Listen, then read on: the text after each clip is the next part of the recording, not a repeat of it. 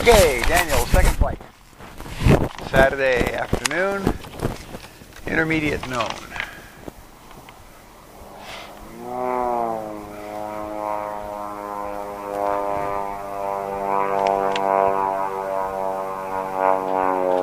Vertical line's okay.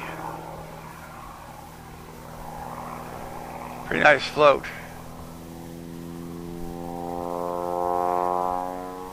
You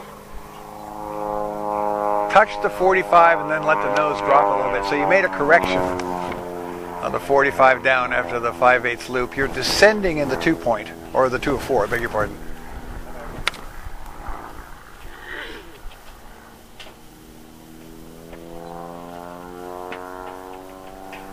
Two-point, that's what I meant. Okay, end of 2, nothing else to say there.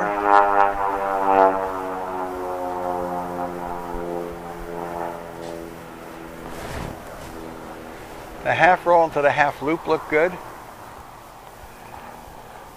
Yep. Okay, you needed to over-roll that first point in the 2 of 4. It looked under-rotated, and it probably wasn't. Remember, you want to lean it into me a little bit. And you're...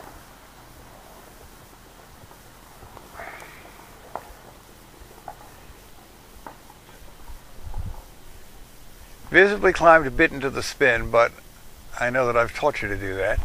Dragging the right wing ever so at the end of the spin, and you over-rotated the spin and then came back on it, so you needed a little more discipline there.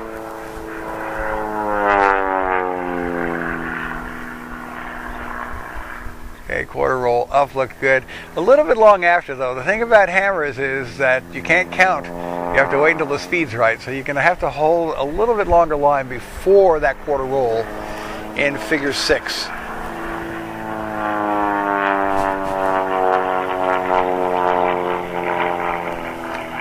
Looks to me like you're working pretty close to the bottom of the box. Let's see how the staff works here. Probably not quite what you had in mind. So the airplane almost stood up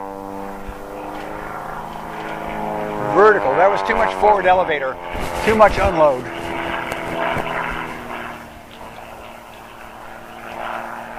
Okay, a little bit shallow after the half roll in the laydown hump.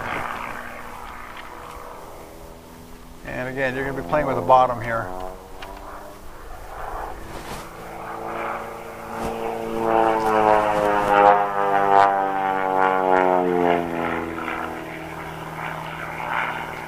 Very long vertical on the first leg of the square, sagging slightly across the top, a little bit long across the top. Excellent, right on altitude at the end, however.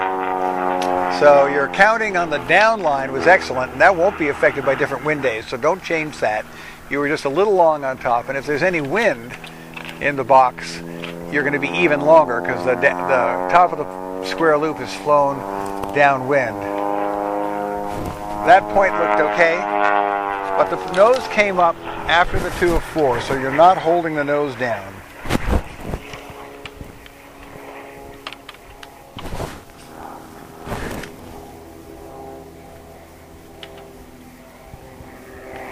So your push hump is closing low. You're going to have to use a lot more elevator. Oh, and it's very short after, so you're obviously low.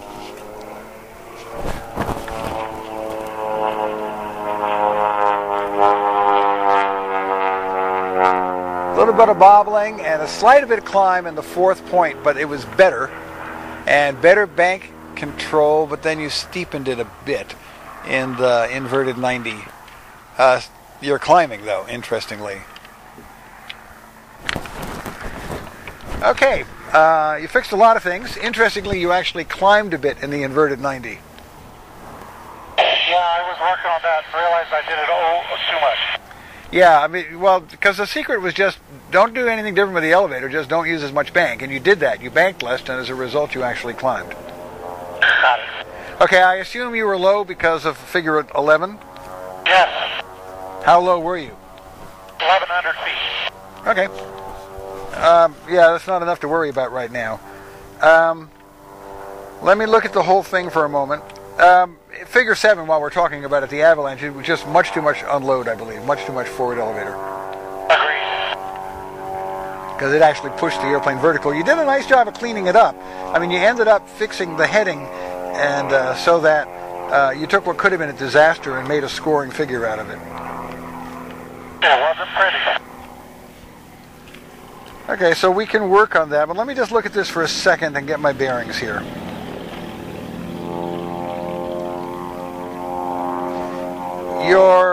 You over-rotated the spin and fixed it, so just a little more discipline there. That's a lesson that you've learned before.